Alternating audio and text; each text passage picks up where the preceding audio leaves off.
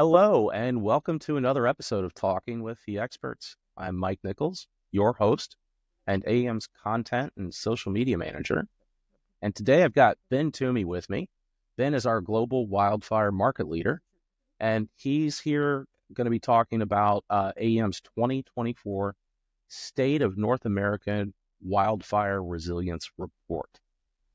So with that said, Ben, thanks for taking time out of your schedule to be here. Really do appreciate it. G'day again, Mike. Thanks for having me. Why don't we just start off telling folks a little bit about where the data for the report comes from? Yeah, sure thing. So this spring, AM worked with Fire Engineering Magazine, and we surveyed about 173 public sector wildland fire professionals across more than 48 states and provinces in both the United States and Canada. And I think we ended up with about 78% of the respondents who worked within wildland response units or emergency management teams. 47% were from municipal or local fire agencies, 21% from counties, county agencies, 18% worked for agencies at the state or provincial level, and about 11% were at the national or federal level.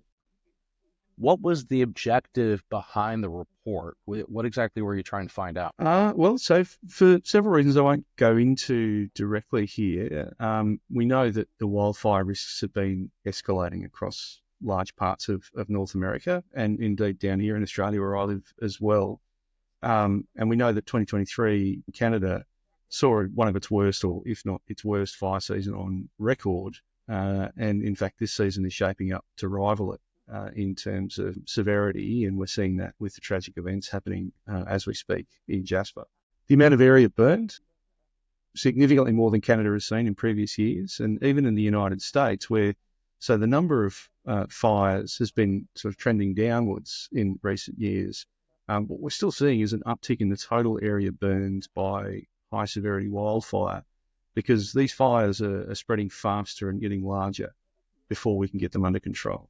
So we saw this recently, the Smokehouse Creek fire in Texas. Earlier this year was a really large fire event, second largest in US history, I believe. So we're seeing growing large, severe fires from fewer starts. So we know things are getting worse, and what we wanted to do was to better understand what wildland fire professionals are doing at various levels across the public sector to sort of keep up with this growing threat.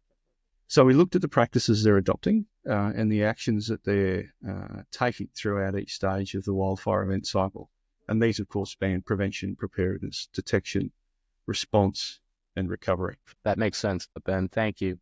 Now, I did actually read through the report earlier, and some of the findings, I got to say, they seem pretty surprising, even a bit concerning to me.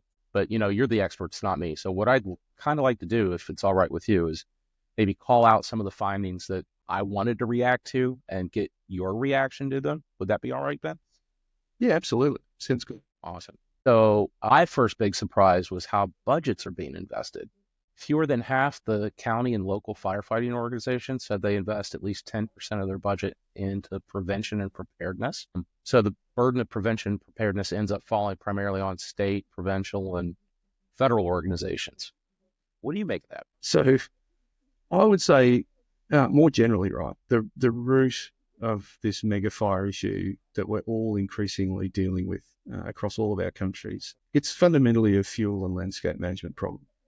So this implies that, there's a really urgent need for us to scale up intelligent prevention activities rapidly, right? And that includes scaling up prescribed fire. So that is good fire put into the landscape for the purpose of not just reducing fuel loads, but increasing ecological health. A lot of the landscapes that we live in are fire adapted.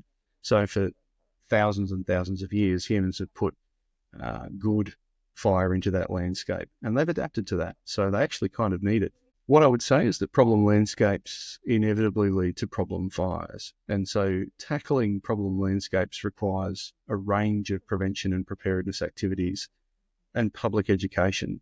So the 10% figure in the preparedness end of this concerns me as well. It needs to be bigger. The prevention budget here should be roughly proportional to the risk and the effect that we can have at that end of the event curve. and it's much bigger than response. So a big part of the risk, as I said, is unmanaged fuels. So I think firstly, budgets need to better reflect focus on the root cause. That's the landscape and fuel management part of the problem. And secondly, prevention activity spend should be risk-based, and it should be coordinated local, state and federal across those levels. But I think focused significantly at the local level, because locals know their own risk and their own patch better, and should take ownership of the risk at that level. That's good insight, Ben. Thank you. Where the money goes, so goes the activity. So one of the things we asked in the survey was about one particular prevention activity, which is prescribed burns. And what we found was that fewer than 40% of local and county agencies use prescribed burns to manage fuels, whereas nearly all of the state, provincial, and federal agencies use them as a tool. So I think that's in line with what we saw with where the money's going.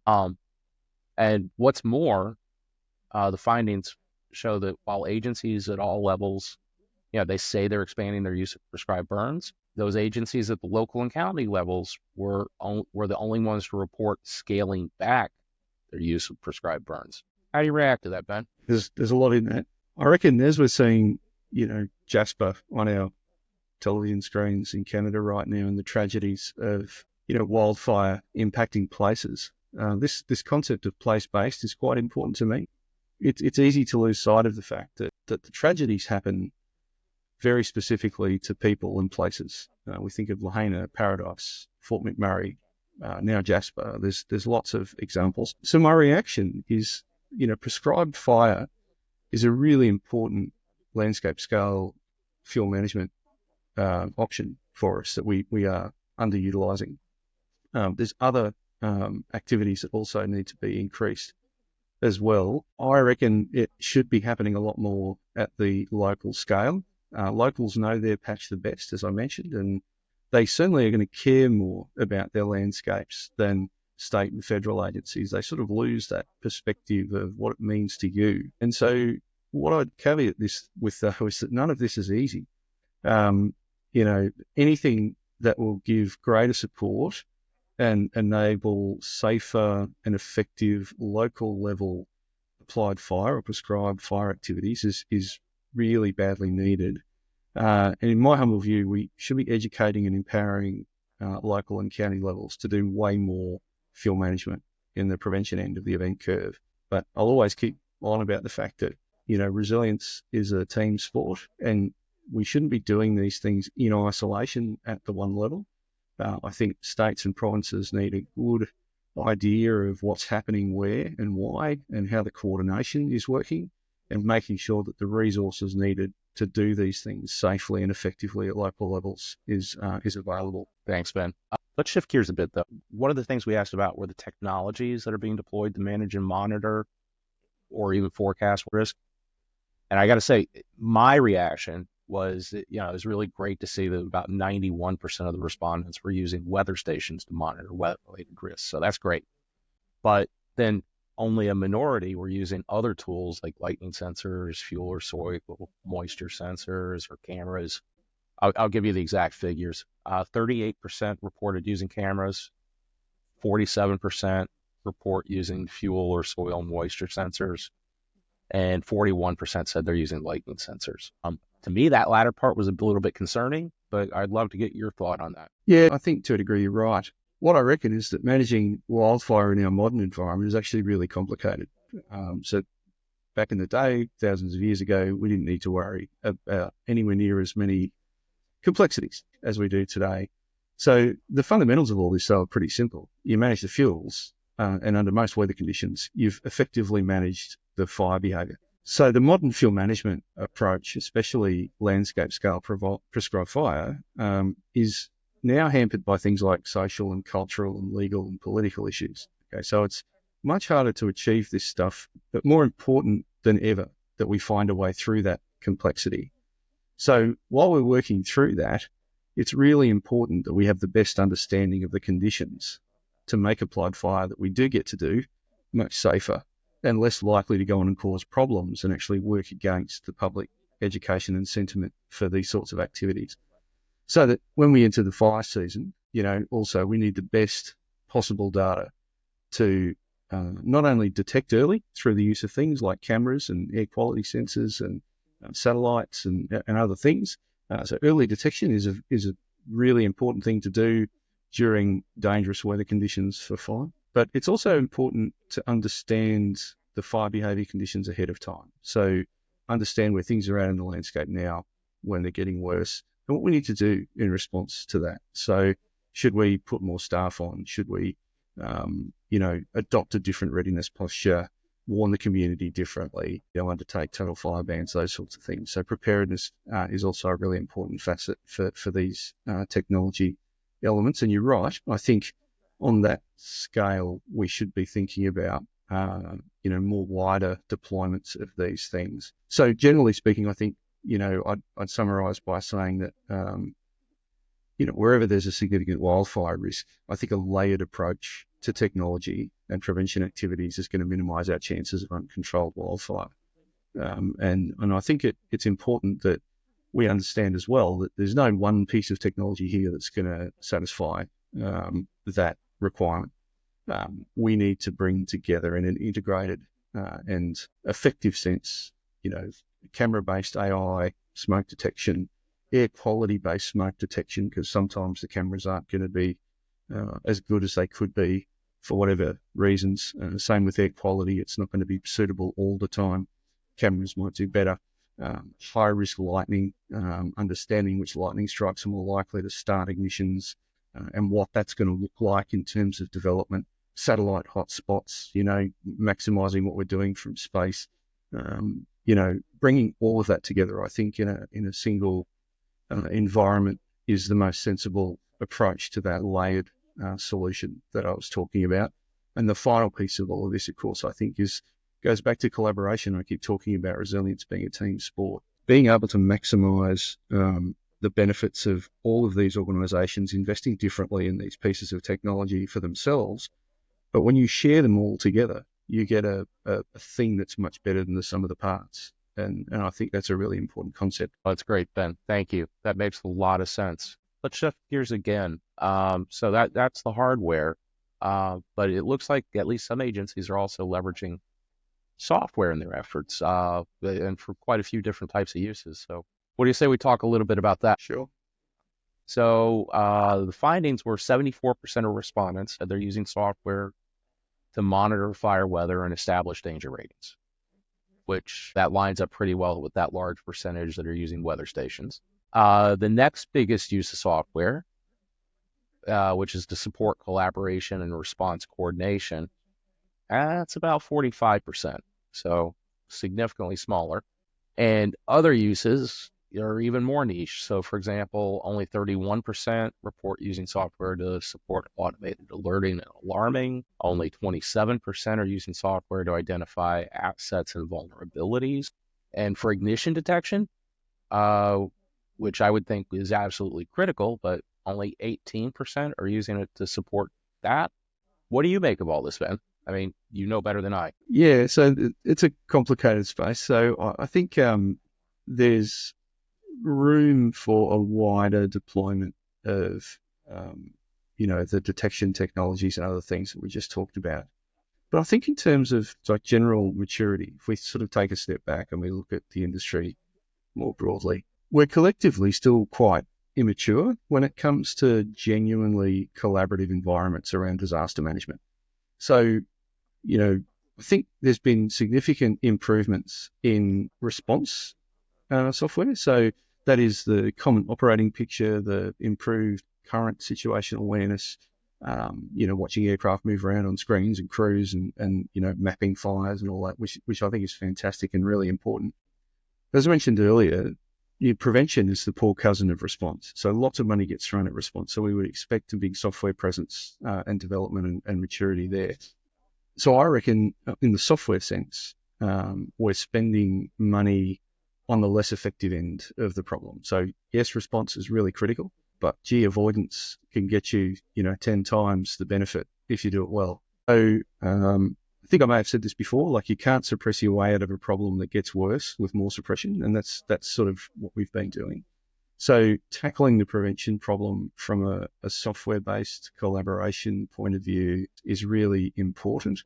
So what I work on preventatively affects the risks of those around me and vice versa. So this has to be a team sport if we're going to do it well.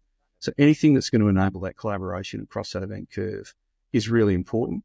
And I think that the tech is available now that we can start to integrate these much more tightly. So yes, we've got the response side of the software equation, much more further along than the prevention, preparedness, and collaborative side. But I think that there's plenty of scope now to start to bring that preparedness side and prevention side up, and the collaboration side up as well. Great insights, Ben. Thank you. I know we're running short on time. You've got some meetings coming up. Your day's starting, so we're going to make this our last question. Although we've been talking about different uses for software, the report found that fewer than 60% of our respondents reported using any software at all. But then on the flip side, among those who are using software, fewer than half report getting everything they need out of a single piece of software. Most are using 2 or more tools. So I'm just going to throw this out there. Is it possible that maybe the limitations of existing software solutions might possibly explain both why people just aren't using software and why they're using multiple pieces at the same time? So solutions in this space are hard, Mike. So what I would say is I don't think it does explain both. I think that there's going to be local and municipality level entities that are just, for various socioeconomic reasons, they just have less budget. So they have to be more judicious about what they spend their money on. And as I mentioned, things need to be risk-based, and getting a clear sense of risk at your local level can be quite difficult. So making those expenditure decisions it's just difficult for them. The second piece of this is, when companies invent really useful tech in this space, they're not trying to boil the ocean and solve it for all the other pieces of tech that are out there. And so what you end up with is platforms or software platforms associated with individual pieces of technology that that particular company is really, really passionate about, and usually produce things that work really, really well. So like all purchasing entities, these local governments and others are going to go out and they're going to buy what they think they need. The challenge you end up with in this space, because it's such a sort of a multi-dimensional space in the Wildfire game, you end up collecting platforms if you can afford them. So I think the first barrier is, as an entity, can we afford to buy the software to help us manage the problem? The second one is that, well, if we go and collect the tech that we need to manage the problem, we inevitably end up having to procure more than one software platform, and they're usually not that integrated. And so I think what we need moving forward is an emphasis on the need to tackle this multi-dimensional perspective better. This drive for multiple software platforms is really challenging, and so anything that we can do to support better integration and distill the problem down into a single or fewer number of software platforms is going to be really important.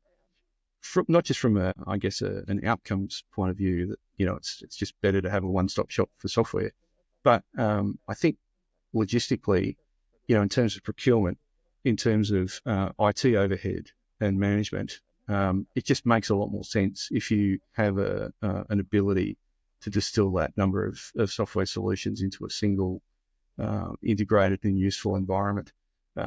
You lower your staff training overheads and everything that goes with it. So I think that's where we need to be aiming. But it is a complicated space. So hopefully that we can convince local governments and others that fewer platforms, more integrated, is a more sensible way to go. Thanks, Ben. That's well said. And with that, it's about time to bring our conversation to a close. So once again, thank you for being here, Ben. Really do appreciate it. It's always a pleasure, Mike. Thank you. Absolutely. And thanks to all of you for tuning in, too.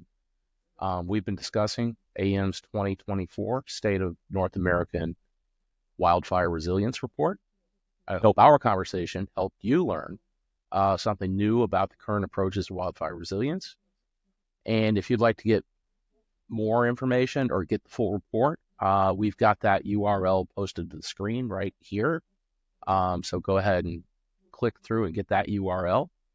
And we'll also post the URL in the comments or video description, depending on what platform you're accessing the video through. And with that, until next time, this is Mike Nichols for AM and for Talking with the Experts.